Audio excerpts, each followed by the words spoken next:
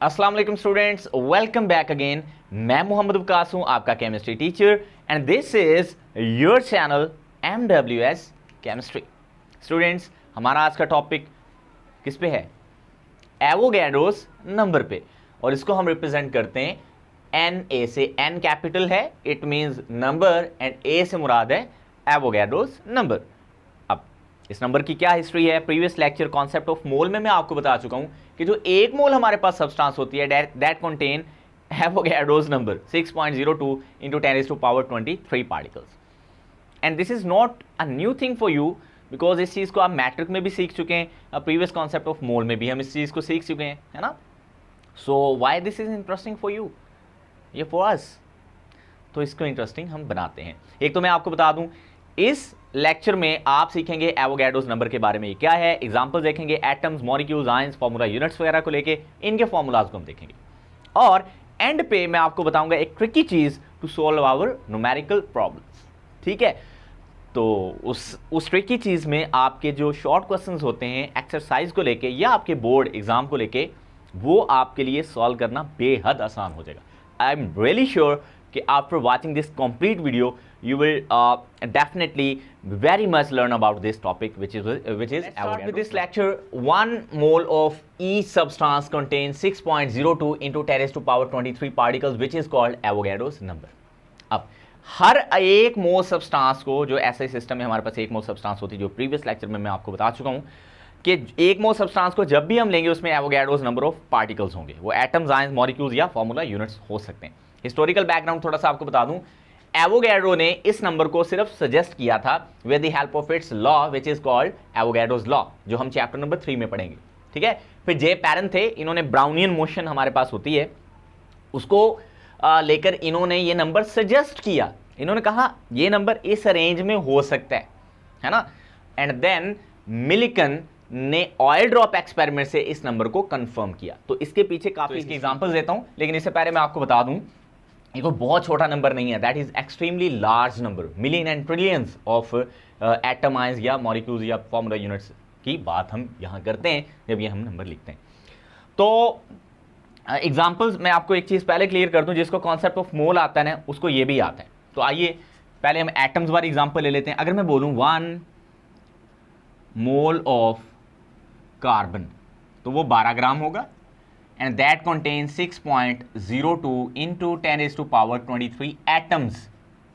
अब इसमें एटम्स होंगे क्योंकि हम कार्बन एटम की बात करें, है ना। अब अगर मैं यहां पे लिखूं 1 मोल, अच्छा प्रीवियस लेक्चर में ना मैंने यूरेनियम 238 को फिशन रिएक्शन के लिए कह दिया गया था कि वो यूज होती, ऐसा नहीं है।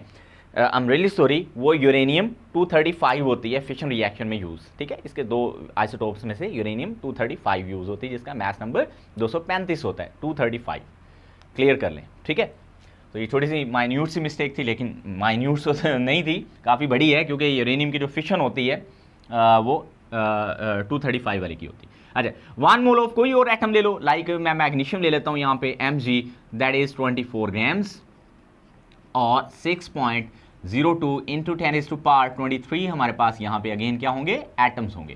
क्लियर है। और एग्जांपल ले लें 1 मोल ऑफ, क्या लें, 1 mole of, let's suppose uranium ही ले लेते हैं, लेकिन मैं ये 238 वाला आइसोटोप ले रहा हूँ, ये फिशन में यूज़ नहीं होता, बता चुका मैं आपको। 238 ग्राम्स होंगे इसमें, और इसमें भी 6.02 into 10⁻23 एटम्स ही होंगे। ओके, क्लियर है। चलें जी, दैट्स गुड। आगे बढ़ते हैं। लाइक अगर मैं यहां पे लिखूं 1 मोल ऑफ कोई और का एटम ले लें, लाइक आप हाइड्रोजन ले लें, let's suppose 1.008 grams, that is equal to 6.02 into 10⁻23 atoms. तो ये जितनी भी मैंने एग्जांपल्स स्टूडेंट्स आपके सामने यहाँ पे लिखी हैं, these are totally related to atoms. ठीक है, अब कोई फॉर्मूला तो हमारे पास होना चाहिए ना, कि हम नंबर ऑफ एटम्स फाइंड कर सकें किसी भी अमाउंट ऑफ एटम्स के ऊपर। लाइक मैं आपके 12 ग्राम कार्बन एटम की बात करूं तो उसमें तो एवोगैड्रो नंबर होंगे, लेकिन अगर मैं 2 ग्राम की बात करूं तो उसमें कितने नंबर होंगे? तो वो ऑब्वियसली एवोगैड्रो नंबर से कम होंगे, लेकिन उसके लिए क्या फॉर्मूला होगा, that is interesting to know. तो देखते हैं। तो हम अगर नंबर ऑफ एटम्स निकालना चाहते हैं ना, नंबर ऑफ एटम्स, तो उसके लिए हम क्या करेंगे? हाँ, उसके लिए हम लिखेंगे mass of element, जैसे हमने कॉन्सेप्ट ऑफ मोल में लिखा था ना, नंबर ऑफ मोल्स निकालने के लिए ऊपर हमें मैस ऑफ एलिमेंट चाहिए, नीचे हमें चाहिए होता है क्या, एटॉमिक मैस। तो यहाँ पे भी सेम है, लेकिन सिर्फ यहाँ पे आपने इस सारी वैल्यू को एवोगैड्रो नंबर से आपने कर देना है मल्टीप्लाई। क्लियर है? अच्छा, इसको ना शॉर्ट फॉर्म में कैसे लिखते हैं वो मैं आपको बता देता हूँ। देखो, फॉर जनरलाइज करके सब के लिए अगर हम इसको लिखना चाहते हैं, तो जो नंबर हम फाइंड करते हैं ना, that number is equal to capital N and which is equal to mass in gram over molar mass and multiplies by Na, Avogadro's number. So this is the formula, general formula है ये, जिससे हम number, इस number से मुराद है वो number जो हमें नहीं पता, और इस Na से मुराद है वो नंबर जो हमें पता है, ये वाला, और इस छोटे m से मुराद होता है मैस जो कि गिवन होता है हमें, वो एटम का, मॉलिक्यूल का, आयन का, फार्मूला यूनिट का हो सकता है, और capital M stands for molecular mass, ठीक है, या मोलर मैस या एटॉमिक मैस या फार्मूला मैस वगैरह वगैरह, वो कैपिटल M होता है हमारे पास। ये छोटा सा करके मैंने लिखा है, this formula is very interesting, ठीक है। अब अगर इसी चीज़ को आप मॉलिक्यूल के लिए अप्लाई करना चाहते हैं तो क्या करेंगे सर, ऐसे करेंगे, मसलन चलो मैं राइट से नहीं लिखता, अगर मैं लिखूँ यहाँ पे वन, आप ना पेपर में जब ये लिखेंगे इसके ऊपर हेडिंग दे लेना एटम्स वाली, यानी यहाँ ऊपर हेडिंग क्या आ जाएगी, एटम्स, सही है। एटम्स के लिए ये किस तरह अप्लाई हो रहा है, इसी तरह आप यहाँ पे हेडिंग दे सकते हैं मॉलिक्यूल्स, ताकि वो क्लैरिटी रहे कि आप किन की बात करें, एटम्स की बात करें, मॉलिक्यूल्स की करें। अच्छा, अब आपने ना यहाँ पे मैं चंद एग्जांपल्स दे देता हूँ, कॉन्सेप्ट ऑफ मोल वाली भी लिख सकते हैं, ठीक है, दोबारा से। लाइक मैं यहाँ पे लिखता हूँ 1 मोल ऑफ, चलें कोई H2 ले लें मॉलिक्यूल, इसमें 2.016 ग्राम्स होते हैं, and that is equal to 6.02 into 10⁻23। अब यहाँ पे जो वर्ड आएगा ना, दैट इज मॉलिक्यूल्स। अगर आपको भूल जाए ना कि एटम, मॉलिक्यूल, आयंस क्या आना है, अगर इन केस अगर आपको वो मेमोराइज ना रहे, तो देन आप यहाँ पे पार्टिकल्स का वर्ड भी यूज कर सकते हैं। इसी तरह अगर यहाँ पे मैं लिखता हूँ 1 mole of H2O, that is equal to 18 grams, 6.02 into 10⁻23 molecules. Alright, तो ये भी इस तरह से हो सकता है। इसका फॉर्मूला और एग्जांपल्स आपने खुद लिख लेनी है, मॉलिक्यूल्स वाली फॉर्मूला भी खुद बना लेना। मैं तरीका बता देता हूँ, मैस ऑफ ऊपर आएगा क्या, मॉलिक्यूल, नीचे आएगा मैस ऑफ सब्सटेंस लिख सकते हैं ऊपर, ठीक है, नीचे आएगा हमारे पास molecular mass and multiplied by this same Avogadro's number. तो इसके एग्जांपल्स आपने खुद कर लेनी। इसी तरह अब मैं अगर आयंस की बात करूं, है ना, आयंस के लिए, तो आयंस के लिए हम आयंस वाली एग्जांपल्स ले लेते हैं। यहाँ पे लेट्स सपोज वी हैव 1 मोल, यहाँ तक ना बड़ा सादा है, असल इंटरेस्टिंग इन चीज़ों के बाद शुरू होना है, ठीक है, आफ्टर एटलीस्ट तकरीबन प्रॉबेबली 5 मिनट्स, ठीक है, 5 मिनट्स के बाद वो हम सारी चीज़ें सीख लेते हैं, उनको देख लेते हैं। 1 मोल ऑफ, लाइक आयन की बात करें अगर, चलें आप क्लोराइड आयंस की बात कर लें, यहाँ पे Cl नेगेटिव, ये होते हैं हमारे पास 35.5 ग्राम्स के equal, and will 6.02 into 10⁻23 ions in this mass, ठीक है। अब कोई और आयन ले लें, 1 मोल ऑफ 1 मोल, अच्छा यहाँ अगर आप 1 ग्राम आयन भी यूज़ कर लें ना, तब भी गलत नहीं होगा। यहाँ पे अगर आप 1 ग्राम एटम यूज़ कर लें तो भी गलत नहीं होगा। यहाँ पे अगर आप यूज़ कर लें क्या बरा 1 ग्राम मॉलिक्यूल, तो ये सारी चीज़ें मैंने आपको कॉन्सेप्ट ऑफ मोल में सिखाई। अगर आप सिंपली 1 मोल भी लिख दें तो भी ठीक है, ठीक है। ये हम एटम्स के लिए 1 मोल कंसीडर कर लिया है, ये हमने मॉलिक्यूल्स के लिए कंसीडर कर लिया। यहाँ पे ग्राम एटम्स, क्लियर है, यहाँ पे ग्राम मॉलिक्यूल और यहाँ पे ग्राम आयन भी लिख सकते हैं। लाइक मैं यहाँ पे इसी को ऐसे भी लिख सकता हूँ, 1 ग्राम आयन ऑफ क्या, Na पॉजिटिव, ये लिख सकता हूँ, ये that is equal to 23 grams and will be contain 6.02 into 10⁻23 ions. Okay, समझ आ रही है ना। तो यहाँ पे मैं ऐसे कर सकता हूँ, लाइक यहाँ पे मैं ऐसे लिख सकता था 1 gram atom of hydrogen, 1 gram atom of hydrogen, because we are talking about atoms. तो मोल भी लिख सकते हैं और ये आपके पास दोनों ऑप्शंस मौजूद हैं। अगर आप ग्राम आयन लिखना चाहते हैं तो ज़्यादा बेटर होगा, मोल भी लिखने सिंपली तो भी सही होगा। अच्छा, और एग्जांपल ले लेते हैं, चले 1 ग्राम आयन, मेरी बात पिक कर गए ना आप, mole is a generalise term, मैं प्रीवियस लेक्चर में आपको बता चुका हूँ, लेकिन जब हम स्पेसिफिकली आयंस वगैरह वगैरह के लिए बात करते हैं तो देन हम मोल की जगह ग्राम आयन, ग्राम फॉर्मूला, ग्राम आयन, ग्राम एटम्स, ग्राम मॉलिक्यूल यूज कर सकते हैं। तो सल्फेट आयन अगर हम लेते हैं तो ये 96 ग्राम होगा, 6 पॉइंट, ये 96 ही होगा, इसको वेरीफाई कर लेना, इतने आयंस इसमें होंगे। ओके, अब ना वेरीफाई कैसे करना होता है, सल्फर का 32 होता है और ये 4 हमारे पास ऑक्सीजन है तो 64 बनेगा, 4 ऑक्सीजन का, तो उनको जब हम टोटल करेंगे तो आई थिंक वो 96 बन जाएगा। फॉर्मूला क्या होगा, यस अगर हम नंबर ऑफ आयंस फाइंड करना चाहते हैं, नंबर ऑफ आयंस फाइंड, तो यहां पे होगा क्या, mass of ionic species in grams, नीचे हमारे पास क्या आ जाएगा, हाँ जी बताएं क्या आएगा, शाबाश, यहाँ आ जाएगा ionic mass and multiply will this Avogadro's number, है ना। और मैंने अभी ऊपर आपको बताया भी है कि इसको अगर जनरलाइज करके लिखना चाहते हैं तो आप लिखेंगे n that is equal to small m over capital M and multiplies by Na, यही मतलब है, सही है। सो ये भी बहुत सिंपल है। मसलन मैं आपको कहता हूँ, हमारे पास एक एग्जांपल होती है छोटी सी कि आपके पास 10 ग्राम आइस है, आइस बर्फ़ को कहते हैं, फार्मूला इसका H2 होगा, H2O सॉरी, 10 ग्राम आइस है, तो इसके अंदर आप नंबर ऑफ एटम्स फाइंड करें, क्या करेंगे, number of molecules, sorry number of molecules, तो हम क्या फाइंड करेंगे, नंबर ऑफ मॉलिक्यूल्स, मैथ हमें गिवन है, यहाँ पे क्या लिखेंगे, ये आयंस इसमें नहीं है, इसमें वैसे आपको बता रहा हूँ ये मॉलिक्यूल से है यहाँ से, तो हम फाइंड करना चाहते हैं इसमें क्या, इसके मॉलिक्यूल्स की तादाद। तो मेरे पास 10 ग्राम है, डिवाइड मैं करूंगा 18 ग्राम, क्यों डिवाइड सर 18 से, क्योंकि H2O का मॉलिक्यूलर वेट 18 होता है, and multiply will this 6.02 into 10⁻23, तो इसको सॉल्व करने का ये हमारे पास तरीका हो जाएगा, है ना, क्लियर हो गया। तो ये जो नंबर आएगा that is called not Avogadro's number, आपने जल्दी जल्दी बोल दिया sir Avogadro's number, but this is not Avogadro's number, this is unknown number which we are going to find, this is other than Avogadro number, ठीक है, ज़्यादा भी हो सकता है, कम भी हो सकता है, अगर एग्जैक्टली इतना आएगा तो एवोगैड्रो नंबर होगा, वो तो एग्जैक्टली 1 मोल ही में होगा।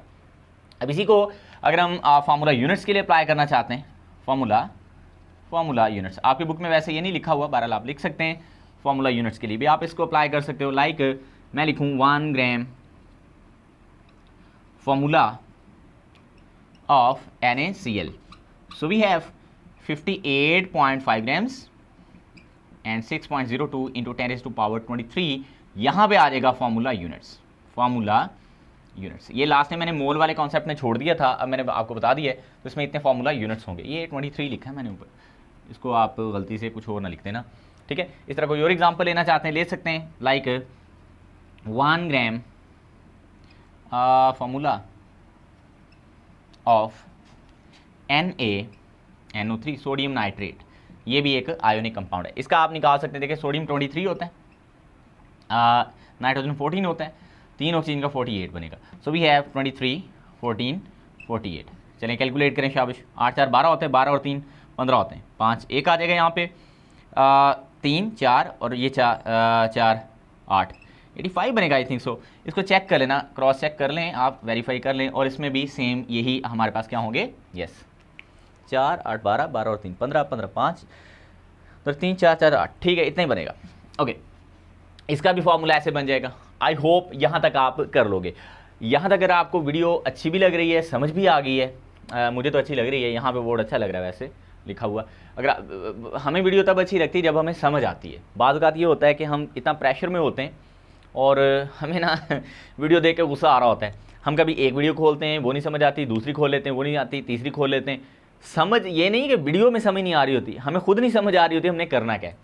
सो इसलिए अगर आप ये वीडियो एग्ज़ाम से बहुत पहले देख रहे हैं फिर आपको बहुत अच्छे से समझ आएगी, लेकिन अगर आप at the spot 11th our पे देख रहे हैं तो देन आपको शायद ये समझ ना आए, ठीक है। चलें जी, आगे कुछ ट्रिकी चीज़ें हैं जो मैं आपको सिखाता हूँ, यहाँ तक आप इसको नोट कर सकते हैं, स्क्रीनशॉट ले सकते हैं, कुछ एक्स्ट्रा एग्जांपल भी इसमें आप ऐड कर सकते हैं। जी my dears, now the time to learn what, yes, tricky things related to this topic, Avogadro's number. So let's start. मैं आपको कहता हूँ कि मेरे पास पानी का एक मॉलिक्यूल है एक तरफ, दूसरी तरफ मेरे पास पानी का एक मोल मॉलिक्यूल है पानी के, तो बताएं मतलब कैसे। लाइक अगर मैं आपको कहूँ कि मेरे पास यानी कि पानी वाटर का एक मॉलिक्यूल है, तो उसमें हाइड्रोजन एटम्स कितने होंगे? तो सर 2 होंगे। Yes, you are very right. ठीक है, मसलन क्या, मैं आपको बता रहा हूँ, ये क्वेश्चन एक्सरसाइज में भी मौजूद है, क्वेश्चन नंबर 25 का कोई पार्ट है, लेकिन ये इस टॉपिक का भी पार्ट बन सकता है, बना सकते हैं आप। मैं आपको टेबुलर फॉर्म में ये बताता हूँ, ठीक है, कैसे। मसलन अगर यहां पे मैं लिखूं 1 मॉलिक्यूल ऑफ H2O वाटर, और दूसरी तरफ मैं लिखता हूं 1 मोल ऑफ H2O। एक तरफ है 1 मॉलिक्यूल ऑफ H2O, एक तरफ है 1 मोल ऑफ H2O। अब देखते हैं दोनों को हमने एवोगैड्रो नंबर की बेस पे कैसे एक्सप्लेन करना है, या आपको आगे कुछ न्यूमेरिकल प्रॉब्लम्स को सॉल्व करने में ये चीज़ कैसे हेल्प आउट करती है। ठीक है, चलो देखते हैं। एक पानी के मॉलिक्यूल में हाइड्रोजन एटम्स कितने होते हैं? शाबाश, मुझे बताएं। सर ये 2 होते हैं। एग्जैक्टली तो ये हमारी मेन चीज़ है जिसको मैं अंडरलाइन कर देता हूँ। ठीक है, अब इसमें होंगे हमारे पास 2 एटम्स ऑफ हाइड्रोजन, है ना, ये मैंने H लिखा है, H स्टैंड फॉर हाइड्रोजन। अच्छा, मुझे बताओ एक मोल पानी में कितने हाइड्रोजन एटम्स होंगे? सर 1 मोल हाइड्रोजन एटम होंगे। गलत, 2 मोल हाइड्रोजन एटम होंगे, क्योंकि एक मॉलिक्यूल में जो 2 एटम्स हैं, तो एक मोल में फिर 2 मोल होंगे। तो 2 मोल को मैं यूं लिख सकता हूं, 2 मोल एटम्स ऑफ हाइड्रोजन, या इसको मैं ऐसे भी लिख सकता हूं 2 into 6.02 into 10⁻23 atoms of hydrogen. बड़ी मजे की बात आपको बता रहा हूं। देखो, एक पानी के मॉलिक्यूल में 2 एटम होते हैं हाइड्रोजन के, ये नजर भी आ रहा है आपको H2O फॉर्मूला, और इसी 1 मोल पानी के अंदर हमारे पास 2 मोल हाइड्रोजन एटम होंगे, यानी जितना मोल पानी लेंगे उससे डबल मोल हाइड्रोजन एटम्स होंगे। और 1 मोल में कितने एटम्स होंगे? तो इतने होंगे, तो 2 को मैं से मल्टीप्लाई कर दूंगा। सही है, आसान है ना बच्चों जी। इसी तरह अगर आपने काउंट करने हो ऑक्सीजन एटम, तो मैं लिखूंगा 1 एटम ऑफ ऑक्सीजन, तो यहां पे क्या आएगा 1 इंटू 6.02, तो यूं लिख सकते 6.02 10⁻23 एटम्स ऑफ ऑक्सीजन, यानी 1 मोल पानी के अंदर इतने ऑक्सीजन एटम होंगे, यानी जितने मोल आप पानी लेंगे उतने मोल ही हमारे पास ऑक्सीजन एटम होंगे, क्योंकि एक मॉलिक्यूल के अंदर ऑक्सीजन एटम होता ही एक है। अच्छा, अगली बात, ये आपका एक्सरसाइज का क्वेश्चन भी मैं सॉल्व करवा रहा हूँ बच्चों, और साथ में आपको एवोगैड्रो का कॉन्सेप्ट भी दे रहा हूँ, ताकि आप अपने न्यूमेरिकल प्रॉब्लम्स को आसानी से सॉल्व कर सकें। ठीक है, अब आपको पता है पानी का जो एक मॉलिक्यूल होता है, इसमें 2 कोवलेंट बॉन्ड्स होते हैं, याद रखना। पानी का एक मॉलिक्यूल जो होता है ना, इसमें यूं 2 कोवलेंट बॉन्ड्स होते हैं, यूं वी शेप्ड इसका स्ट्रक्चर होता है। चैप्टर नंबर 6 में हम इसको स्टडी करेंगे। तो बहरहाल अभी आप इसको, तो 2 कोवलेंट बॉन्ड होते हैं, तो मैं यहां पे लिख सकता हूं एक पानी के मॉलिक्यूल में कितने कोवलेंट बॉन्ड हैं? 2 कोवलेंट बॉन्ड्स।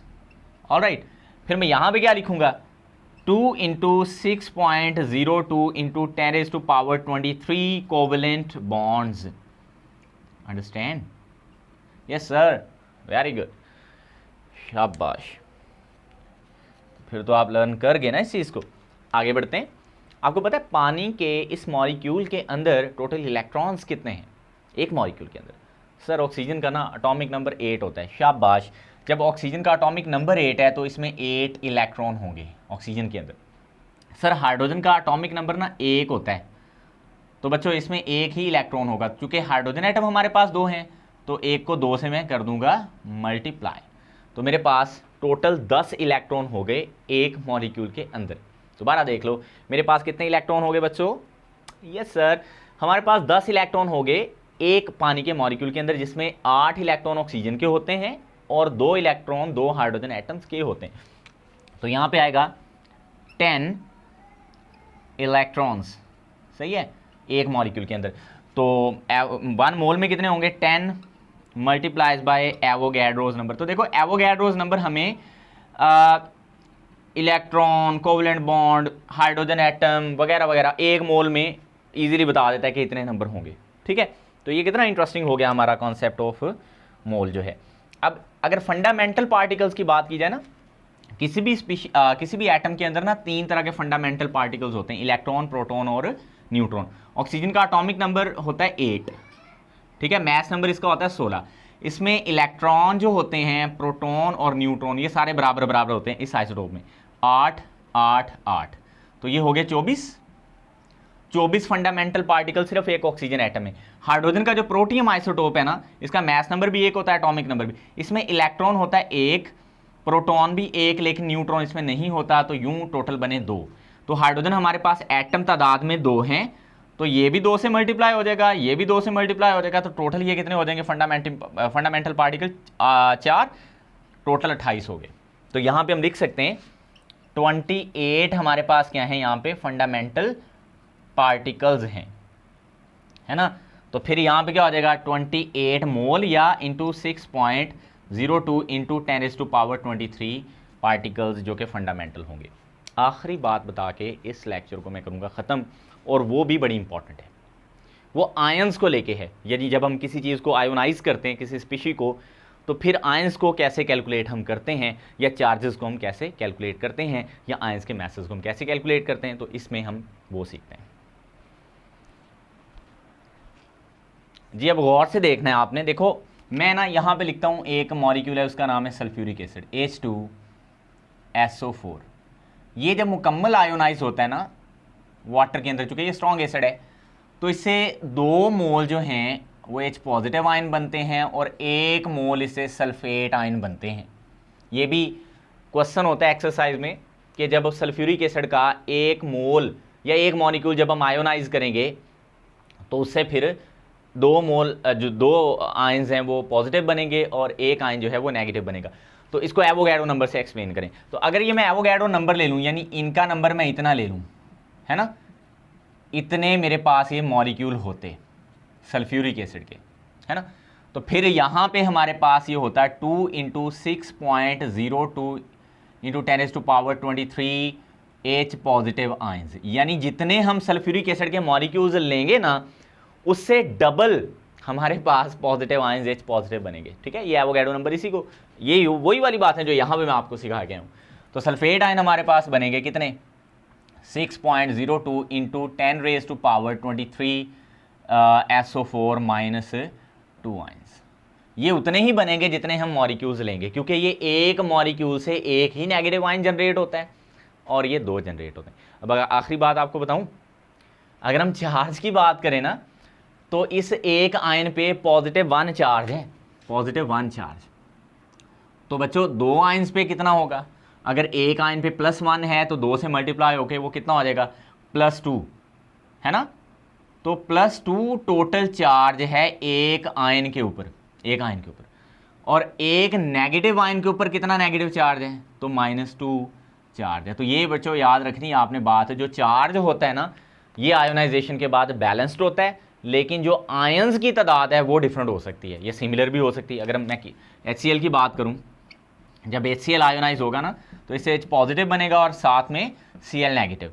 यहाँ पे आयंस भी बराबर हैं, ये एक आयन बना, ये भी एक आयन बना, यानी आयंस भी बराबर हैं, चार्ज तो बराबर होना ही है, ये +1 है और ये -1 है।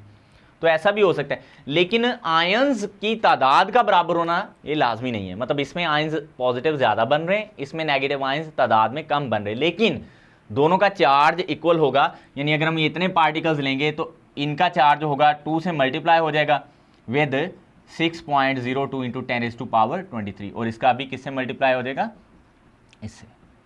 I really hope you got my all these points which I have discussed in this video। और आज आपने इसको एक दफ़ा नहीं 3-4 दफ़ा लाइक करके देखा होगा, लेकिन एक ही दफ़ा करने होता है, एक ही दफ़ा है। आपका बहुत शुक्रिया, thank you so much, best wishes, अल्लाह हाफ़िज़।